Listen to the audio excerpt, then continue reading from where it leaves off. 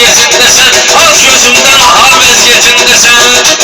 Sənətdə çox eləmişik dualar, bizim də bizə lazım bəzallar. Sual gəlir qayıtmayır cavablar, olur gələr divar vəziyyətindəsən, olur gələr divar vəziyyətindəsən. Mən oxuyan şikar vəziyyətindəsən. Mən həmişə məst xumar olmuşam, söz aləmində canavar olmuşam. Mən gələ çəkmişəm divar olmuşam, ayı başa xiyar vəziyyətindəsən. Ayı başa xiyar vəziyyətindəsən.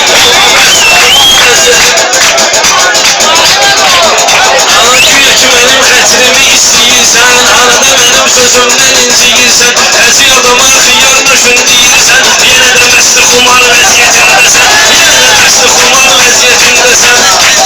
Tanıyanlar birincinə bəxtlər səni, bugün sıxmalıyam mən əzbər səni. Reysə bağlayaram ələkbər səni, bu dəqiqə sən qatar vəziyyətindəsən, bu dəqiqə sən qatar vəziyyətindəsən. Səni olub xumar vəziyyətindəsən. İşin gücün yoxdur, bekar deyirsən, hardan tutmusan və xumar deyirsən, içmək adama xiyar deyirsən, öz aramızdır tuvar vəziyyətindəsən, öz aramızdır tuvar vəziyyətindəsən.